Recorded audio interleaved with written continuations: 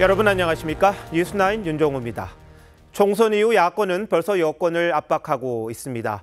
21대 국회가 끝나지도 않았는데 어마어마한 미래의 의석을 믿고 강한 드라이브를 걸고 있습니다. 반대로 여권은 앞으로 닥쳐올 파도가 어느 수준일지 가늠하지 못한 채 우왕좌왕입니다. 용산 대통령실은 장고에 들어간 듯합니다만 늘 지금까지 타이밍을 놓쳐 이를 키운 게 더 많았습니다. 선제적으로 야당의 손을 내밀고 협조를 요청해도 시원찮을 텐데 시간만 끌고 있다는 비판도 나옵니다. 대대적인 쇄신을 언급만 하고 실행하지 않으면 위기는 사라지지 않을 겁니다. 윤석열 대통령이 다음 주 초나 총선에 대한 자신의 생각을 밝힐 걸로 보입니다. 총리, 비서실장 인선도 급선무인데 인재풀 부족해 보입니다. 총선 민심이 뭔지 모른 채 또다시 도돌이표 인사를 하는지. 첫 소식은 홍연주 기자가 보도합니다. 사흘째 공식 일정을 잡지 않은 윤석열 대통령은 오늘 경제와 안보 관련 업무 보고만 받은 걸로 전해졌습니다.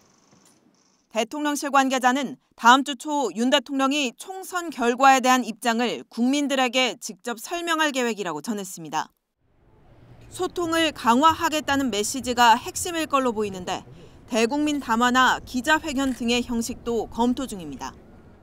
총선에서 나타난 국민의 뜻을 겸허히 받들어 국정을 쇄신하고 경제와 민생 안정을 위해 최선을 다하겠습니다. 윤 대통령은 이르면 모레 새로운 비서실장을 임명하고 수석급 참모 인선도 서두를 계획인 것으로 알려졌습니다. 새 비서실장엔 정무형 인사가 기용될 가능성이 높습니다. 한덕수 총리 후임은 야권과의 협치에 무게를 두고 인선할 방침인 걸로 전해졌습니다.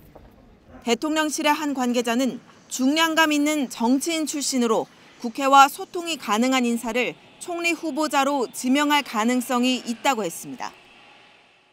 윤 대통령이 새 비서실장과 총리 후보 인선을 통해 향후 국정 운영의 기조를 드러낼 거란 전망이 나옵니다. TV조선 홍현주입니다. 국민의힘도 여전히 충격에서 벗어나지 못하고 있습니다. 한동훈 비상대책위원장부터 다 물러나면서 지도부를 새로 꾸려야 하는데 조기 전당대회를 치를지 다시 비대위를 꾸릴지 의견이 분분합니다. 당선인 총회는 엄두도 내지 못하고 있는데 황병중 기자가 보도합니다. 윤재옥 원내대표 겸 당대표 권한대행이 총선 참패 이후 처음으로 취재진 앞에 섰습니다. 수습 방안에 대한 중진 의원님들의 고견을 듣도록 그렇게 해서 이를 위해 사흘 뒤인 오는 15일 4선 이상 중진 당선인들과 간담회를 열기로 했습니다. 6월 28일까지가 임기였던 한동훈 전 비대위원장이 조기 사퇴하면서 발생한 후속 대책을 논의할 계획입니다. 당 내부에선 조기 전당대회와 차기 비대위 구성을 놓고 의견이 엇갈리고 있습니다. 영남의 한 다선 의원은 총선 참패 뒤 당권 경쟁에 돌입하는 건 모양새가 좋지 않다며 비대위를 꾸려 당을 수습하는 게 우선이라고 했지만 한 수도권 당선인은 비대위를 또 구성하는 건 부적절하다며 조기 전당대회를 통해 새 얼굴을 내세워야 한다고 했습니다. 윤 권한대행은 오는 주말에도 차기 지도부 구성 방안에 대한 당 안팎의 의견을 들을 계획입니다. 22대 국회 첫 의원총회 격인 당선인 총회는 아직 시기도 정하지 못했습니다. 당선자 총회 일정이라든지 이런 것도 상의를 해보겠습니다. 당선인 총회에서 다음 달 말 임기가 끝나는 윤 권한대행의 후임 선출 문제도 결정할 것으로 보입니다. TV조선 황병준입니다. 이런 가운데 여당 내에선 이른바 비윤계로 불리는 인사들이 해병대원 수사 외압 사건, 김건희 여사와 관련한 특별검사법에 대해 전향적인 입장을 내놓고 있습니다.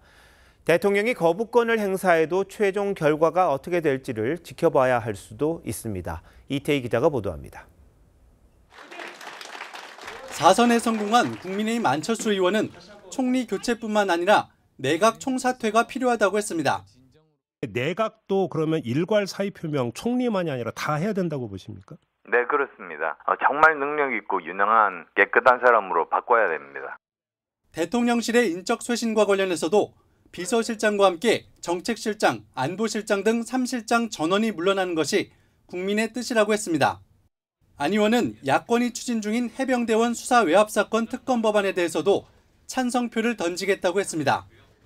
해병대원 수사 외압 사건이 중도 표심에 부정적 영향을 미쳤다는 판단인데 개혁신당 이준석 대표는 수사 결과에 따라 대통령 탄핵 사유도 될 수 있다고 해석했습니다. 만약에 무죄가 나온다? 그럼 저는 이건 탄핵 사유라고 봅니다. 이거는 제복 군인의 명예를 그냥 대통령 권력으로 짓밟은 거거든요. 비윤계인 김재섭 당선인은 김건희 여사 특검법 수용에 대한 전향적 태도를 언급했습니다. 여러 가지 독소 조항들은 분명히 있습니다. 김건희 특검법에 대해서도 저희가 전향적인 태도를 보일 필요는 있다고 생각합니다. 현 정부 출범 이후 당과 대통령실이 정치 현안에 대해 한 목소리를 내왔지만 이번 총선을 계기로 입장차가 커질 거란 관측이 나옵니다. TV조선 이태희입니다. 지금 보신 것처럼 여당 다소 혼란스럽습니다. 시간이 좀 필요할 것 같습니다. 반면 민주당은 당선인들이 현충원을 찾아 참배했습니다. 이재명 대표는 윤석열 대통령에 대해 야당 협력이 필요할 거라고 해 대통령과의 회담을 사실상 제안했습니다. 이광희 기자가 어떤 뜻을 담은 말인지 알아봤습니다. 민주당 이재명 대표가 당선인 100여 명과 함께 국립 서울현충원을 찾았습니다. 화기애애한 분위기 속에 당선인들끼리 악수와 덕담을 나누기도 했습니다.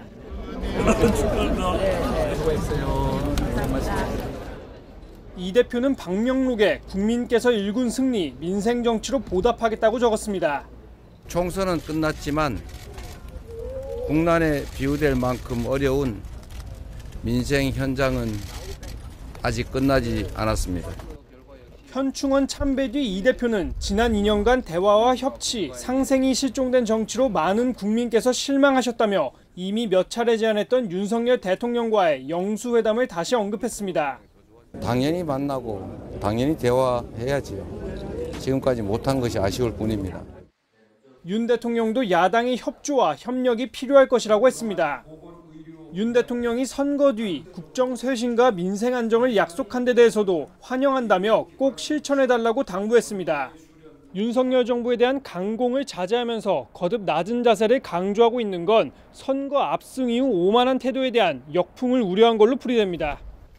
하지만 사실상 정권 교체란 표현까지 써가며 윤석열 정부에 대한 공세 수위를 높이는 분위기도 적지 않습니다. 200석 가까이 야당에게 국민들이 몰아준 거 아닙니까? 내각제로 보자면 그것이 사실상 정권 교체거든요.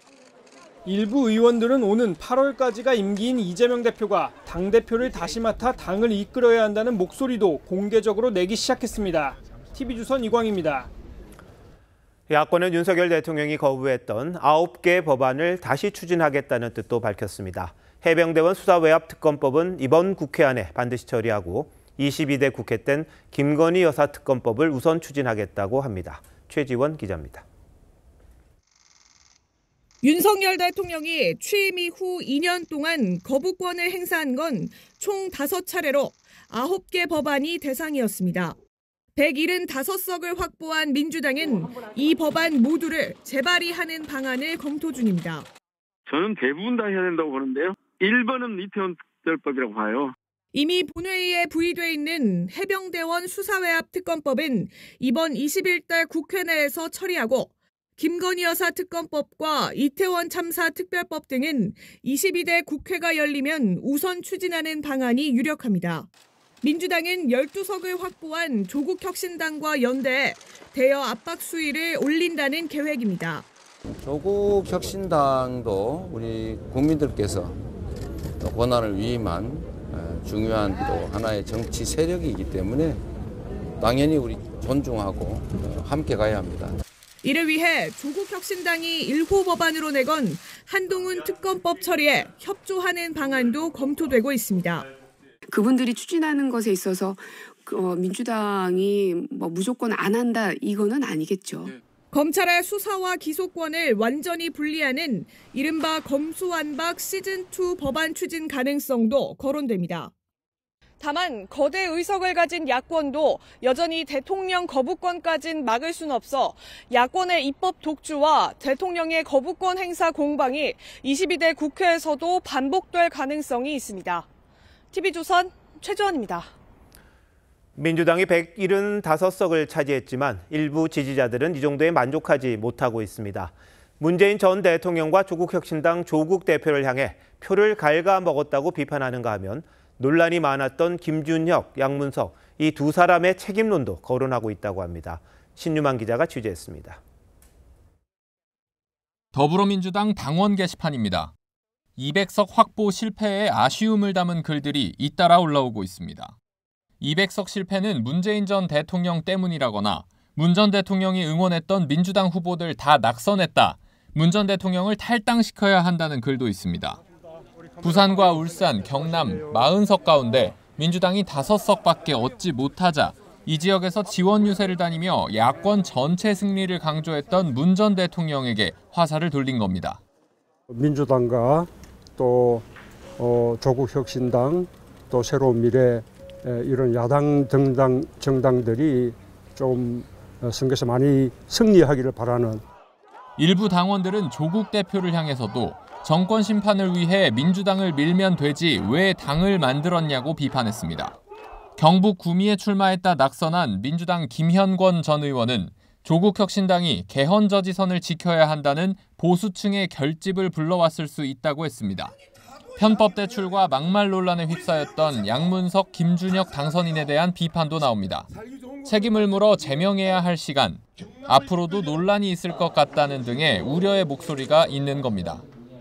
야당 험지에 출마했다 패한 한 후보 측 관계자는 논란이 된 후보들이 자신들은 당선됐지만 험지 출마 후보들에겐 선거 막판 악재로 작용했다고 지적했습니다. TV조선 신유만입니다. 과거 막말과 편법 대출 등으로 논란이 됐던 민주당 후보들이 당선되자 목소리를 높이고 있습니다.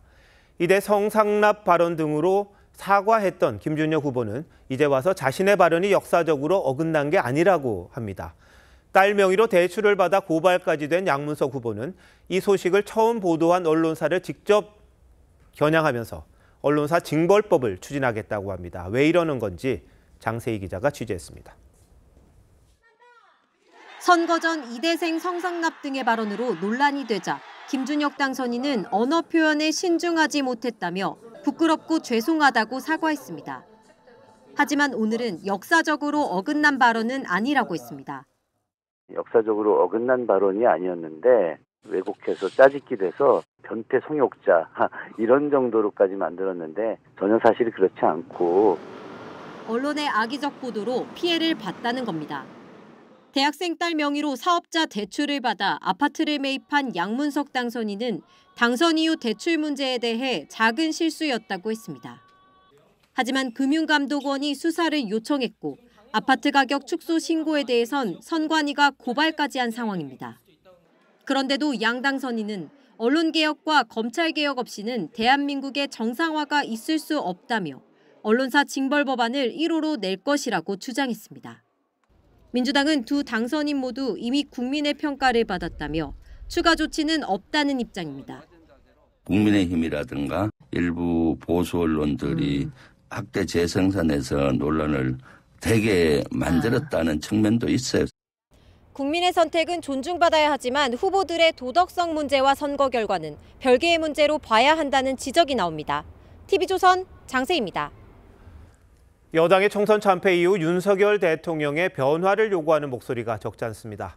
사흘간 공식 입장이 없다는 건 그만큼 윤 대통령 머릿속도 복잡하다는 얘기일 텐데 대통령실 출입하는 김정우 차장에게 자세한 분위기 들어보겠습니다. 자, 총선 결과 나온 직후에 겸허한 민심 수용 그리고 국정 쇄신 이 말을 했습니다. 지금 윤석열 대통령은 어떤 상황에 처해 있다고 봐야 됩니까? 한마디로 고립무원이라는 그런 말로 표현을 할 수가 있겠습니다. 참모들과 회의는 하고 있습니다만 서로 터놓고 말하기도 그리고 듣는 것도 답답하기는 매 한 가지인 분위기라고 합니다.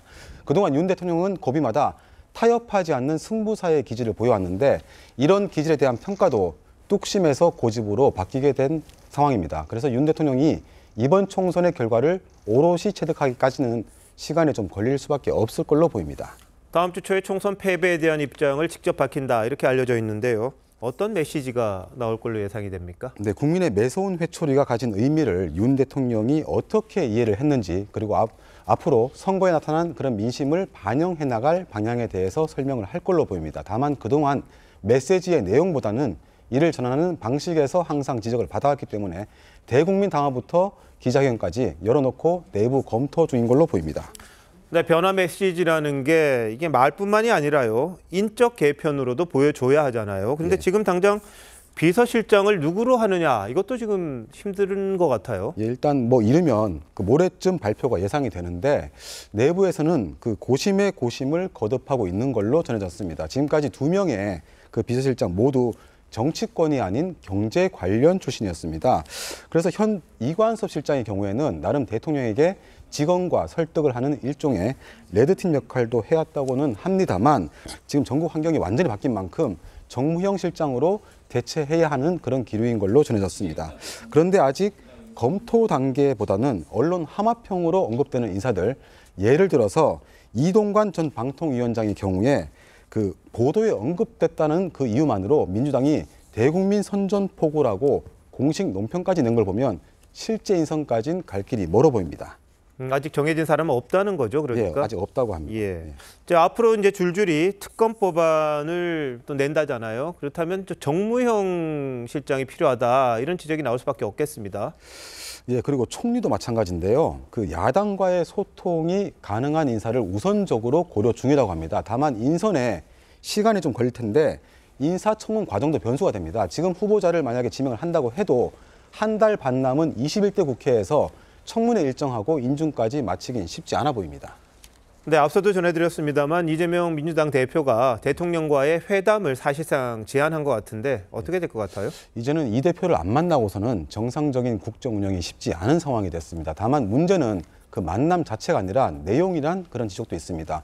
윤 대통령으로서는 거대 야당의 협치와 협조를 반대로 이 대표는 국정기조 전환을 요구할 텐데 만나기에 앞서 서로 요구하는 담론에 대한 사전 합의도 쉽지 않은 거 아니냐 이런 시각도 있습니다. 자, 뭐 일단 윤 대통령이 다음 주 초에 어떤 입장을 내는지를 좀 지켜봐야 앞으로의 전국을 좀 알 수 있겠네요. 예. 자, 이야기 잘 들었습니다.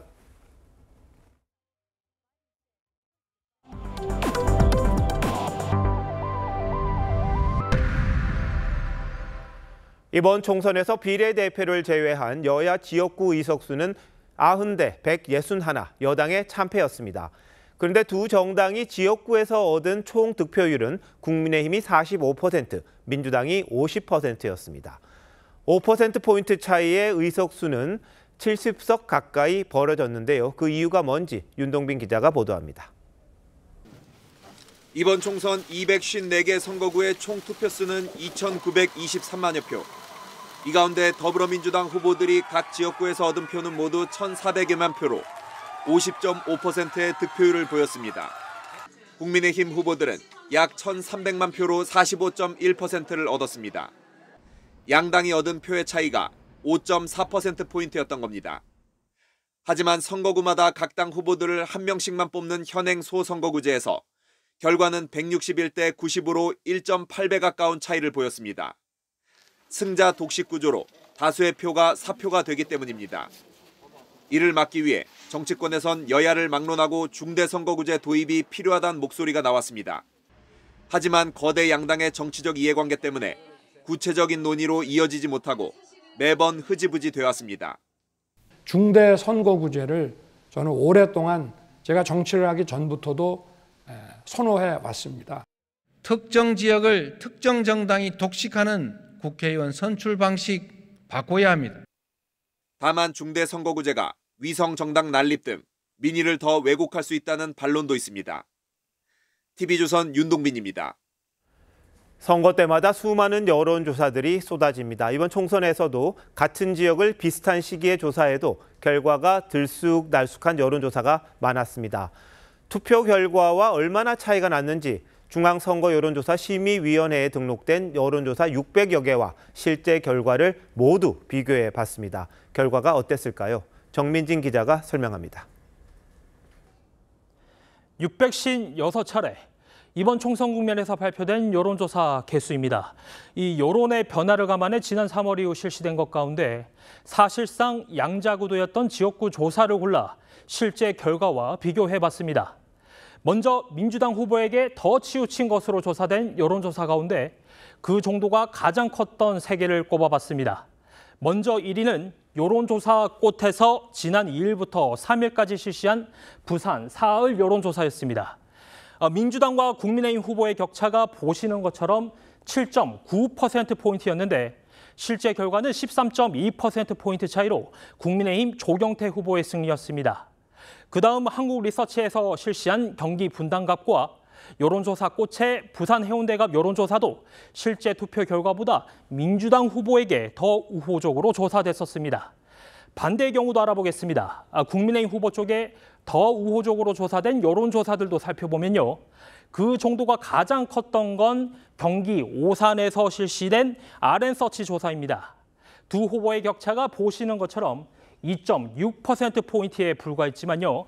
실제 투표 결과 18%포인트로 민주당 후보가 이겼습니다.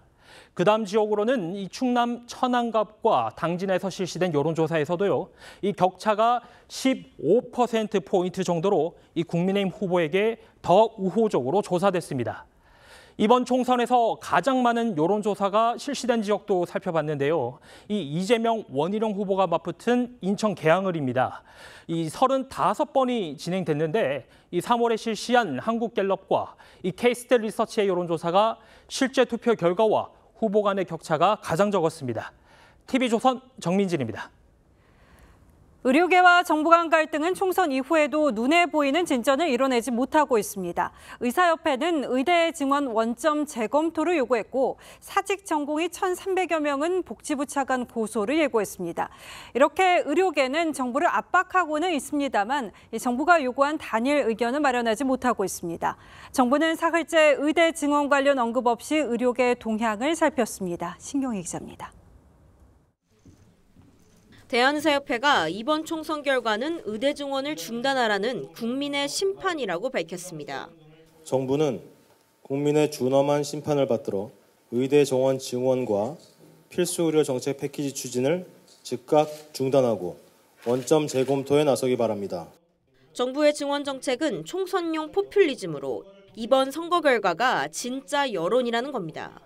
또 대화 의지가 있다면 의협 지도부와 전공의에 내린 명령과 고발, 처분을 철회하라고 요구했습니다. 의협은 간부들의 면허정지, 집행정지 신청이 기각된 데 대해서도 즉시 항고를 제기했습니다. 당초 의협은 의료계의 통일된 입장을 발표할 예정이었지만 전공의, 의대생, 교수 등 단체별로 입장이 달라 합동 기자회견은 취소됐습니다. 대신 전공의들은 1,325명이 모여 박민수 복지부 차관을 직권남용 등의 혐의로 고소하겠다고 밝혔습니다.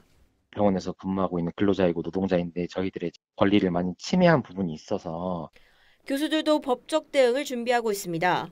각 대학 총장들의 증원 무효 행정소송을 제기해달라고 요청한 24개 의대교수 평의에는 총장들이 나서지 않을 경우 교수들이 직접 헌법소원을 제기할 방침입니다.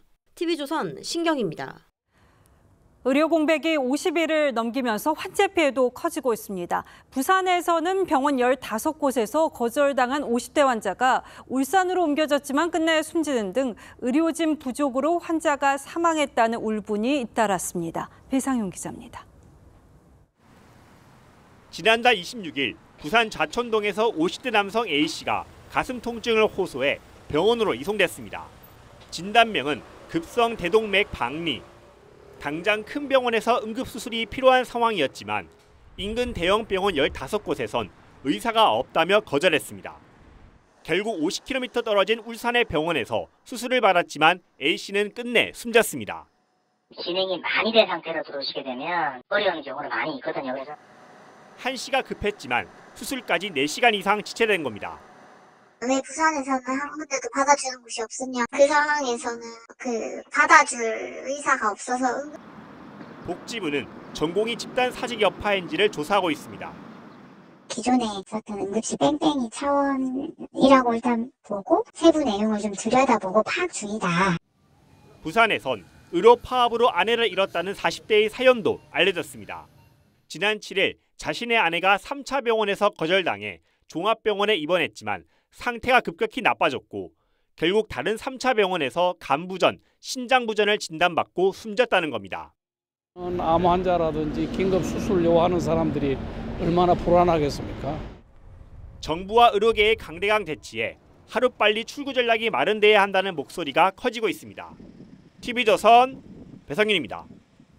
이재명 대표가 총선 이틀 만인 오늘 공직선거법 재판에 출석했습니다. 이 취재진의 거듭된 질문에도 이 대표는 침묵했습니다. 앞서 이 대표는 지난 대선 때 이 백현동 부지 용도 변경을 한 건 국토부 협박 때문이라고 주장했는데 오늘 재판에 증인으로선 국토부 직원은 강요는 없었다면서 이 대표 발언을 정면으로 반박했습니다. 박한솔 기자입니다. 이재명 대표가 공직선거법 위반 재판에 출석합니다. 총선 전날 대장동 사건 재판에 출석할 때 11분 동안 지지를 호소한 것과 달리 오늘은 취재진의 질문에 아무 말도 하지 않았습니다. 당선은 됐지만 사법 리스크 여전하다는 지적이 있는데 어떻게 생각하십니까? 이 대표는 지난 대선 기간 성남시 백현동 부지 용도 변경은 국토부 협박 때문이라는 허위 발언을 한 혐의로 재판을 받고 있습니다. 만약에 안 해주면 직무유기 이런 걸 문제 삼겠다고 협박을 해서. 하지만 오늘 재판에 증인으로 출석한 국토부 과장은 이 대표의 주장을 정면으로 반박했습니다. 국토부에 강요는 없었고 만약 강요가 있었다면 직권 남용이고 월권이라고 증언한 겁니다. 이에 대해 이 대표는 국토부가 거듭 협조 공문을 보낸 건 용도 변경을 하라는 뜻 아니겠냐고 반박했습니다. 대장동 사건과 위증교사 혐의 재판도 받고 있는 이 대표는 앞으로도 매주 한두 번씩 재판에 출석해야 합니다. TV조선 박한솔입니다. 파주의 한 호텔에서 20대 여성 2명이 사망한 뒤 남성 2명이 극단적 선택을 한 사건에 대한 경찰 수사가 이뤄지고 있는데요. 이 남성 2명이 범행 도구를 미리 준비했던 정황이 새롭게 드러났습니다. 경찰은 이들이 여성들의 사망을 극단적 선택으로 위장하려 했던 건 아닌지도 들여다보고 있습니다. 곽승환 기자입니다. 경기도 파주의 한 호텔에서 20대 남성 2명이 추락해 숨졌다는 신고가 접수된 건 그제 오전 10시 35분쯤입니다. 경찰이 남성들이 묵던 객실에 가보니 20대 여성 2명이 숨진 채로 발견됐습니다. 침실과 욕실에서 각각 발견된 두 여성은 팔과 다리 등이 묶인 상태였습니다. 국과수 부검 결과 목이 졸려 숨진 상태였습니다. 수사 당국은 남성 2명이 여성들을 살해한 뒤 실종 신고를 받은 경찰이 호텔에 출동하자 투신한 걸로 보고 있습니다. 숨진 여성 한 명은 지인 사이였던 남성의 연락을 받고 다른 여성은 SNS에 올라온 구인 광고를 보고 호텔에 온 것으로 파악됐습니다. 경찰은 남성 2명이 범행을 사전에 계획한 정황도 찾아냈습니다. 여성들이 숨진 것으로 추정되는 시각, 남성 한 명이 범행 도구를 들고 객실로 올라가는 장면이 호텔 CCTV에 포착됐습니다. 한 여성의 몸에는 죽은 뒤 흉기에 베인 상처도 발견됐는데 경찰은 극단적 선택으로 위장하려 한 시도로 의심하고 있습니다. 수사 당국은 사라진 여성들의 휴대전화를 수색하고 있습니다. TV조선 곽승환입니다. 부산 돌려차기 사건과 비슷한 흉악범죄가 또 발생했습니다. 20대 남성은 성범죄를 목적으로 새벽 시간 골목길을 걷던 여성 2명을 뒤쫓아가서 무차별 폭행했는데요. 이 남성 9년 전에도 비슷한 범죄를 저질렀던 것으로 파악됐습니다. 박건우 기자가 취재했습니다. 새벽 시간 대학가 골목길에서 한 남성이 여성의 뒤를 따라갑니다. 여성이 잠깐 멈칫하자 남성도 발걸음을 멈춘 뒤 애써 딴청을 피웁니다. 20대 진모 씨는 몇십 초 뒤 여성을 무차별 폭행했습니다. 진 씨는 골목에서 여성을 폭행한 뒤 이곳 주차장으로 끌고 왔습니다. 피해 여성은 나체 상태로 피를 흘린 채 차량 밑에 쓰러져 있다 사건 발생 8시간여 만에 발견됐습니다. 쓰러져 계시는데 우산이 되신 것 같다 그래가지고 좀 가까이서 보고 신고를. 범행을 저지르고 달아난 진 씨는 8시간 만에 자택에서 긴급 체포됐습니다. 진 씨는 30분 전에도 인근에서 또 다른 여성을 폭행했습니다. 성범죄 목적으로 폭행을 해서 발견이 돼서 저희가 성범죄랑 미수를 유의를 해가지고. 진 씨는 지난 2015년 5월에도 전주에서 이번과 비슷한 범행을 저질렀던 것으로 확인됐습니다. 새벽 시간 버스 정류장에 혼자 있는 피해자를 폭행하고 성범죄를 저질러 징역 5년형과 함께 신상공개 명령을 받은 겁니다. 전주지방법원은 내일 진 씨에 대해 경찰이 신청한 구속영장 발부 여부를 심사합니다. TV조선 박고루입니다. 친구가 건넨 젤리를 먹은 남성 2명이 어지럼증을 호소해서 구급차가 출동했는데요. 이들이 먹은 건 단순한 젤리가 아니었습니다. 동남아 등지에서 유행하는 대마 젤리였습니다. 경찰은 이들 일행을 모두 체포했습니다. 전정원 기자입니다. 남성 3명이 골목에서 대화를 나눕니다. 한 명이 어딘가로 전화를 걸고 잠시 후 구급차가 도착합니다. 뒤이어 경찰차도 출동합니다. 어제 저녁 8시쯤 서울 광진구의 한 식당에서 친구가 나눠준 젤리를 먹었는데 어지럽다는 신고가 119에 접수됐습니다. 그냥 그 책상에 엎드리듯이 그냥 엎드려 잠드는 그런 느낌으로 약간 해롱해롱거리는 그런 느낌? 네, 그렇게 왔던 것 같아요. 친구가 건넨 젤리에는 대마 성분이 들어있었습니다. 일행이 들른 음식점인데요. 남성 한 명은 대마 젤리를 건네며 기분이 좋아질 것이라고 말했습니다. 경찰은 일행 4명을 긴급 체포하고 마약 구매 경위 등을 조사하고 있습니다. 태국 등 동남아에서 쉽게 구할 수 있는 대마 젤리는 어느새 국내에도 널리 퍼진 상황입니다. 앞서 지난 10일엔 서울 서초구 아파트에서 누나와 함께 대마 젤리를 먹은 20대 남성이 병원으로 옮겨졌습니다. 침대에 누워서 있더라고요. 정신이 아마 혼미해진 것 같아요.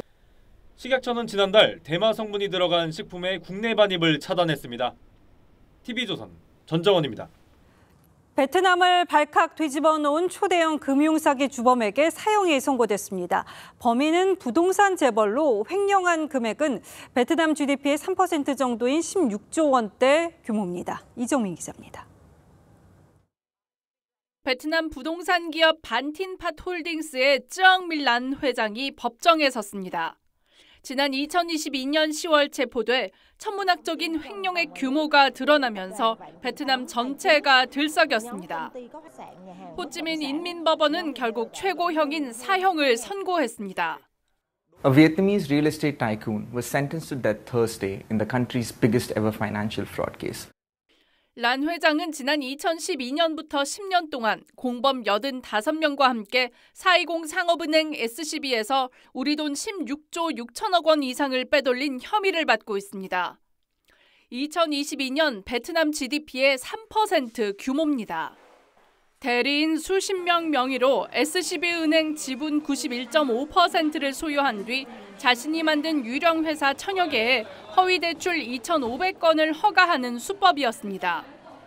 범죄를 은폐하려고 은행 감독 등 관리자들에게 수십억 원의 뇌물도 건넸습니다.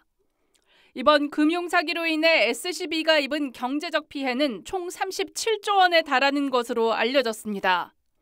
I think it's very affecting point because it signals that the parties' commitment to crack down on corruption has been expanded to other sectors.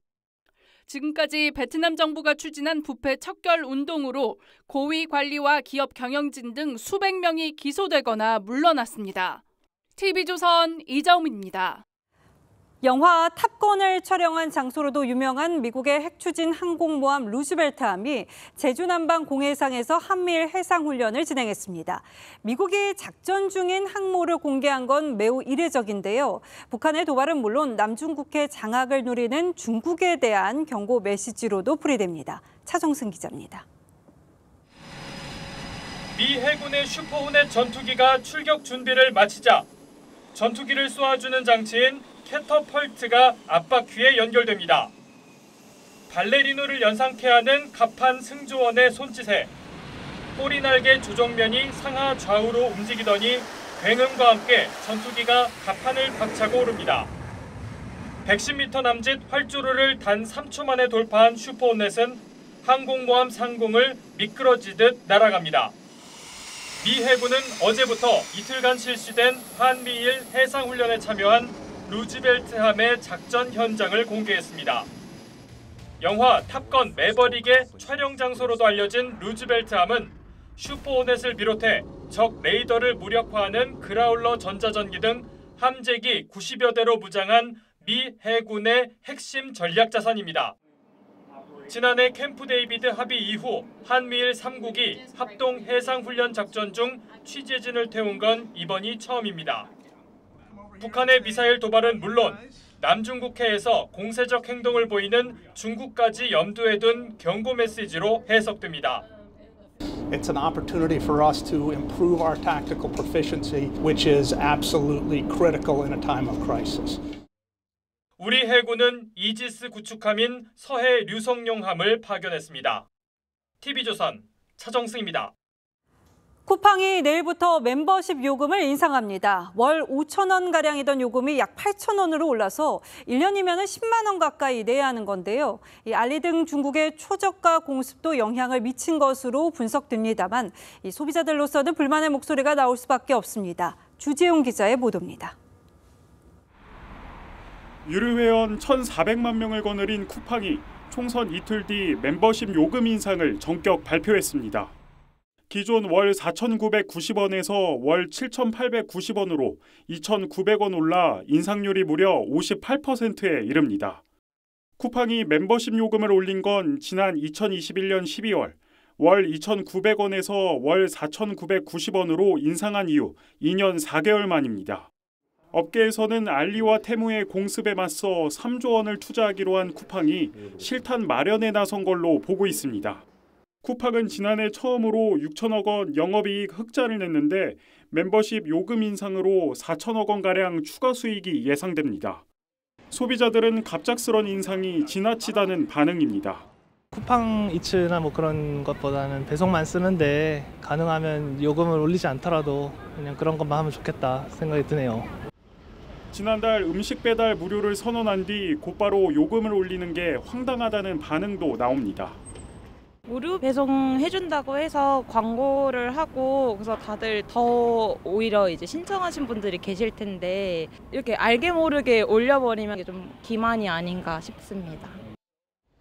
쿠팡은 서비스 확대를 위한 조치라며 멤버십으로 인한 각종 혜택을 환산하면 월 평균 8만 원에 이른다고 밝혔습니다. TV조선 주재용입니다.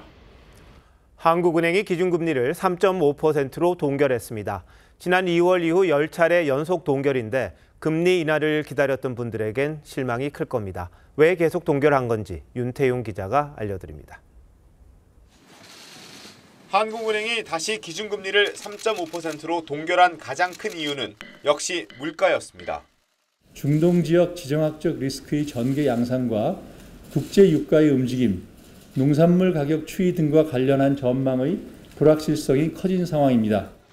연초 안정세로 돌아섰던 물가는 과일값이 크게 뛰면서 2월과 3월 두 달 연속 3%대를 기록했습니다. 여기다 이스라엘과 이란 간 군사적 긴장 고조로 국제 유가가 90달러대까지 치솟으면서 물가를 자극하고 있습니다. 이창용 한은 총재는 아직 깜빡이를 켜야 할지 말아야 할지 고민하는 단계라며 하반기 금리 인하도 장담하지 못했습니다. 지금 상황에서는 하반기 금리 인하 가능성에 대해서 예단하기는 좀 어려운 상황이 아닌가라고 생각하고 있습니다. 미국의 3월 소비자 물가가 3.5%로 치솟으면서 미 연준이 9월에나 금리를 인하할 거란 전망에 힘이 실리는 것도 영향을 끼친 것으로 보입니다. 빠르면 7월 한은의 금리 인하를 기대했던 영끌족들은 당황하는 기색이 역력합니다. 월급의 거의 절반 정도를 지금 원리금 상환에 부담하고 있습니다. 금리가 인하될 거라고 해서 기다리고 있는데 좀처럼 떨어지질 않아 계속 걱정이네요. 부동산 PF 시장도 위기설이 다시 고개를 들 수 있어 금융당국은 부실 사업장 정리에 속도를 낼 것으로 보입니다. TV조선 윤태윤입니다. 민주당이 총선에서 압승하자 온라인상에선 집값이 오를 거란 전망이 퍼지고 있습니다. 선거 결과와 집값 상승이 연관성이 있는지 따져보겠습니다. 김점 기자, 야당이 이겼다고 집값이 오를 거라는 전망이 나오는 이유가 있습니까?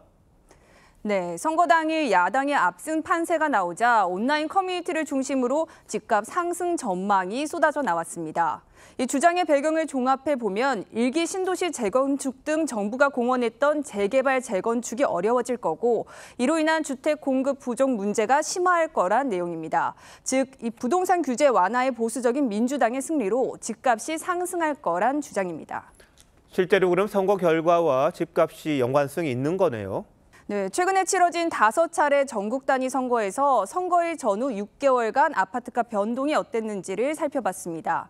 먼저 2016년 20대 총선에선 민주당이 123석, 새누리당이 122석으로 양당 의석수가 비슷했습니다. 선거가 치러진 이후 집값 상승률이 약간 내려갔지만 큰 변화는 없습니다.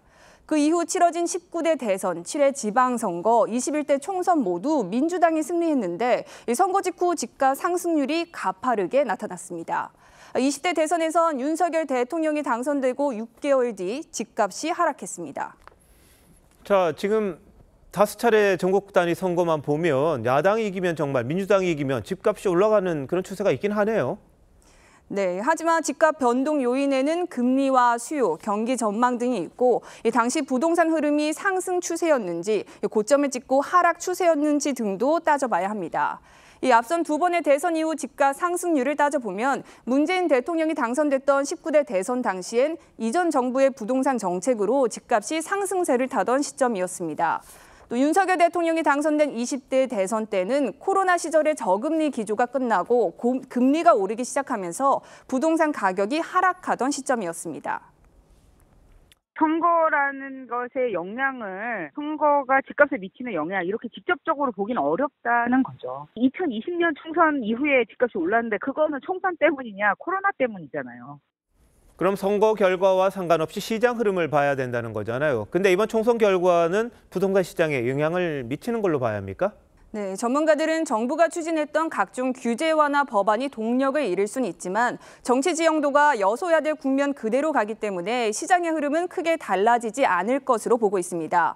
가장 중요한 변수는 금리라고 얘기합니다. 금리가 높은 상태에서 환율도 고환율이고 유가도 높고 물가마저도 높은 상태이기 때문에 부동산 가격이 오르는 데는 한계가 있다고 보여져요. 선거 한 번으로 부동산 시장이 요동친다면 그게 더 큰 문제 같은데요. 투자 심리를 자극하지 않는 일관된 정책이 필요하겠다 이런 생각도 좀 듭니다. 김자민 기자 잘 들었습니다.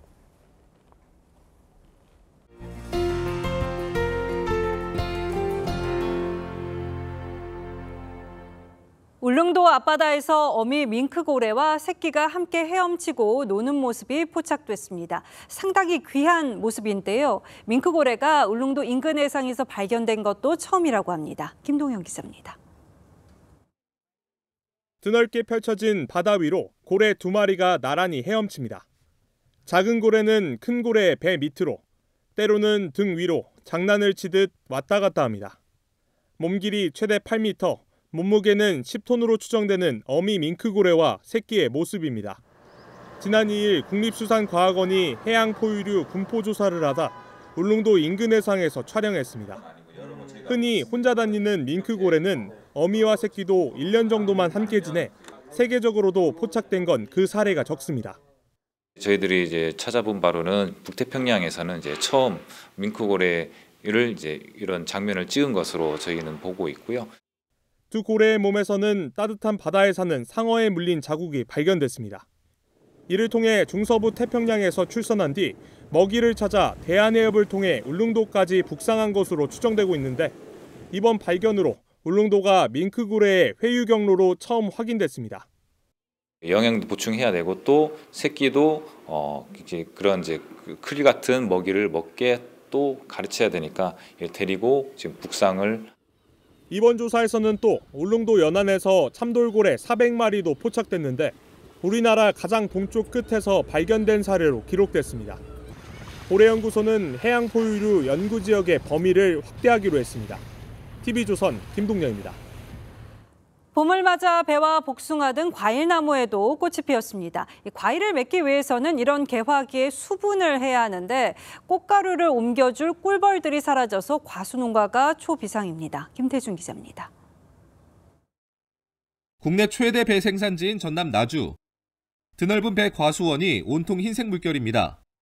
배꽃이 핀 요즘은 꿀벌들이 날아다니며 수분을 해야 합니다. 벌들이 한참 활동하는 봄인데도 과수농장에서는 벌을 찾아볼 수가 없습니다. 급한 대로 양봉장에서 벌통까지 사다 둬봤지만 효과는 거의 없습니다. 열매가 맺지 않을까 걱정이 커진 농민들은 꽃이 지기 전 직접 붓으로 암술머리에 꽃가루를 묻히고 있습니다. 인부를 사서 인공수분을 하는데 그런 비용들이 굉장히 많이 들어가요. 붉은 복숭아꽃이 만발한 전남 화순. 이곳 복숭아 농장에서도 꿀벌이 점점 사라져 걱정입니다. 과수원 중간중간에 꽃가루가 많은 수종을 심어 바람으로 수분이 되길 기대하고 있습니다.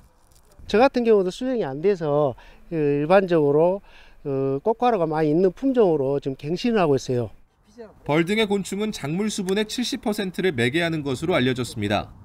벌은 작물 생산에서 필요 불가결한 하나의 요소라는 것이고, 그리고 식물이 제대로 못 자라는 상황이 되면 또 생산성은 줄어들 수밖에 없는 부분이기 때문에.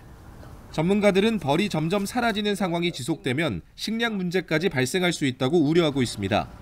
TV조선 김태준입니다.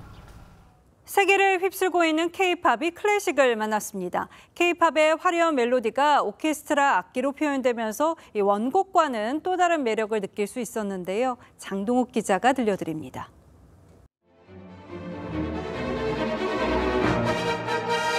라흐마니노프의 이번 교향곡에서 시작해 자연스럽게 이어지는 유려한 멜로디. K-팝 아이돌 그룹 레드벨벳 원곡 사이코의 클래식 버전입니다. 음원 차트 1위를 휩쓸었던 K-팝이 한국인이 사랑하는 라흐마니노프의 교향곡 제2번 이악장의 선율과 함께 오케스트라의 연주로 재탄생했습니다. 가수분들이 하시는 노래랑은 또 다르게 영화 속에 나올 법한 그런 음악 같은 느낌을. 앞서 소녀시대와 엑소, 샤이니 등 톱 아이돌 그룹들의 곡도 연달아 오케스트라 버전으로 새롭게 연주됐습니다. Is exploding actually also the art of movies, K-pop. I'm very happy and proud to be part of that, I would say, big explosion of talent. 조성진과 이문찬 등 세계에서 활약하는 우리 연주자들의 등장으로 클래식 인기도 나날이 높아지는 가운데 대중과의 클래식 접점을 넓히기 위한 노력이 이어지고 있습니다. 최근엔 2002년 월드컵의 영웅 거스 히딩크 감독이 사상 처음으로 서울시향 공식 홍보대사에 임명되기도 했습니다. 멀고도 가까운 클래식의 세계. 세계를 휩쓰는 K-팝과 상부상조하며 저변을 넓혀가고 있습니다. TV조선 장동우입니다.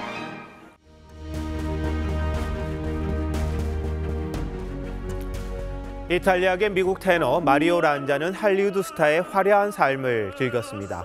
오페라엔 단 2번 섰을 뿐입니다. 과식과 폭음에 빠져 살던 그가 36세 로마로 떠났습니다. 몸을 다스리며 열심히 정통 성악을 배웠습니다. 하지만 때늦은 변신이었죠. 2년 뒤 폐혈관이 막혀 요절했습니다. Time to say 안드레아 보첼리는 어려서 실명을 하고 점자책으로 공부해 변호사가 됐습니다. 음악의 꿈을 버리지 못해 밤마다 재즈바에서 피아노를 연주했죠. 명테너 프랑코 코렐리도 사사했습니다. 그는 36세 파페라 스타로 떠올랐습니다. 숱한 클래식 거장과 팝스타들이 그에게 매혹돼 협연하기도 했습니다. 30년이 되도록 세계인의 사랑을 누리고 있습니다. 이처럼 변신해도 놓치지 말아야 할 때가 있는 법입니다.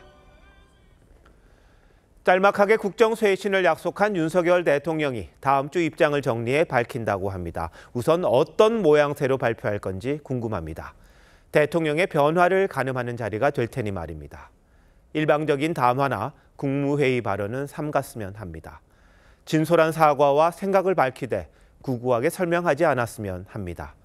국민을 대신해 언론이 참여하는 쌍방소통이면 좋겠습니다. 이른바 입틀 막은 말길, 언로가 꽉 막힌 국정을 상징합니다. 반듯한 나라치고 누가 정치 구호를 외친다 해서 입을 틀어막아 끌어내는 데가 있던가요? 대통령실에 놔두는 우스개, 듣자 생존도 그렇습니다. 열심히 듣는 자만이 살아남는다. 대통령 입장에선 귀틀막입니다.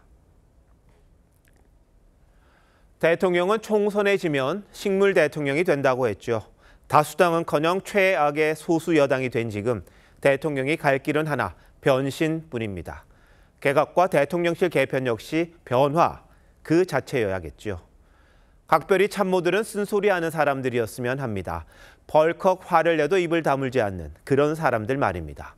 당연히 국민과 야당한테도 귀를 활짝 여는 대통령을 보고 싶습니다. 가장 똑똑한 사람과 가장 어리석은 사람만이 변하지 않는다고 했습니다. 교만할수록 어리석을수록 생각을 바꾸지 않는다는 가르침입니다. 4월 12일 앵커칼럼 오늘 성남 민심 길은 외줄기였습니다.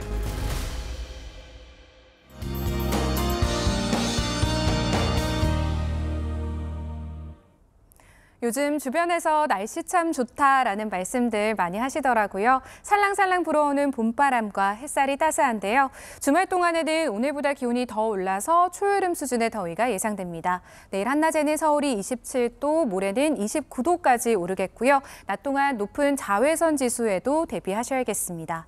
오늘 오후 강원 산지로도 건조특보가 확대됐습니다. 고온 건조한 날씨에 산불 나지 않도록 주의하셔야겠습니다. 내일 오전까지 인천과 경기 서부, 충남 서해안과 호남을 중심으로 안개가 매우 짙게 끼겠고요. 제주도는 내일 새벽까지 5mm 안팎의 비가 내리겠습니다. 내일 아침 기온은 오늘과 비슷하거나 1에서 3도가량 높겠습니다. 낮에는 대부분 내력이 25도를 웃돌면서 일교차가 크겠습니다. 다음 주 월요일과 화요일 사이 전국에 비가 내리면서 고온 현상은 한풀 꺾이겠습니다. 날씨였습니다. 4월 12일 금요일 뉴스나인 마칩니다. 시청해주신 여러분 고맙습니다.